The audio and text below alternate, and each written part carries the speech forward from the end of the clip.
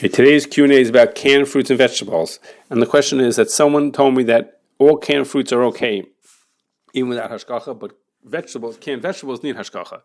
And I want to know if that's true, and if it is, what's the difference between fruits and vegetables? Seemingly they should be the same to me.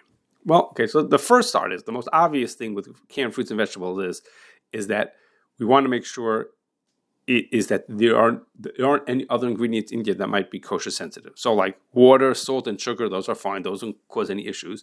But it's not unusual that there would also be, might be fruit juice, meaning that might include grape juice, which is stam yain. There could be colors, flavors, and other kosher sensitive ingredients. Like for example, the brine that you use to make kalmata olives traditionally includes wine vinegar, which would be an issue of stam yain. So it's obvious for fruits, and even for vegetables for that matter, if some of the ingredients are not kosher, then the canned fruits and vegetables are not kosher also. That's pretty straightforward.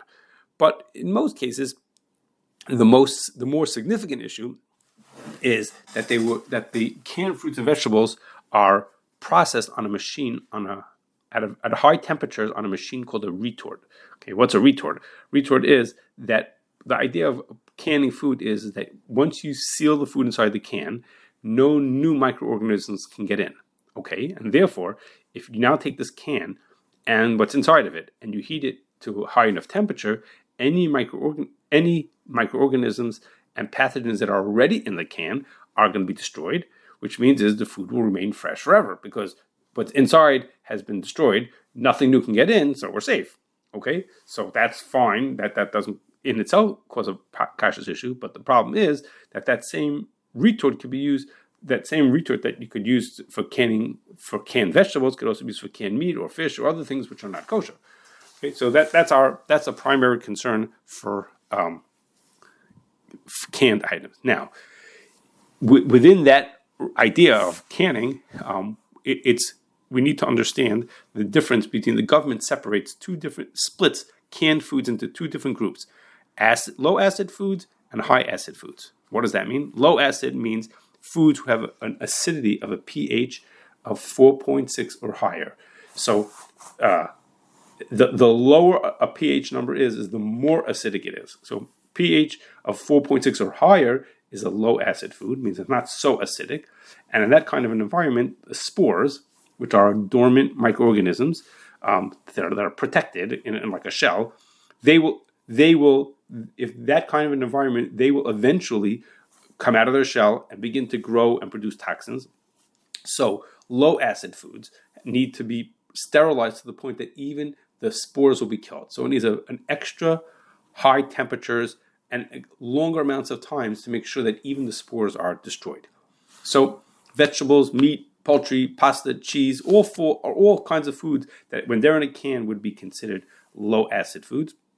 They're not so acidic, and they would potentially be processed on the same retorts as canned vegetables like corn, peas, and carrots, tomatoes, beans, And for that reason, canned vegetables need hashgacha because the type of retorting that they need, the type of processing that they need in the retort is at high temperatures for extended amounts of time, just like meat and poultry and cheese and things like that, which would be treif. Okay, so we're going to get to fruit in a second. Let me just pause for a second and just say that because everything in a retort is cooked, you have to think about whether it needs bishul yisrael also. It's a side point.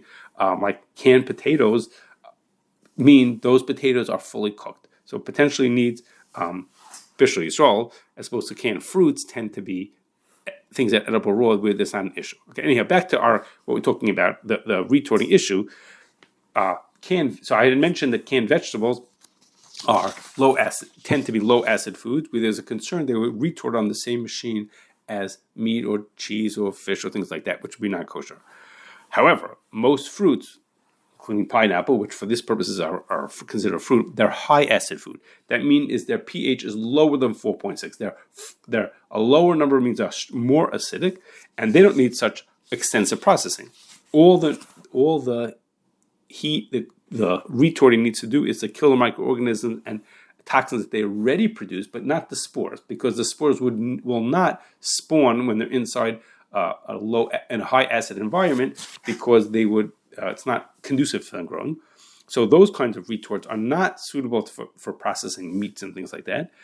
They're cheap. They're relatively cheap machines, and to the point that it's not strange that someone would use that just in season. Like this is when the peaches are in season. They do canning of peaches, and the rest of the year they don't do anything. It just sits dormant. They don't use it at all.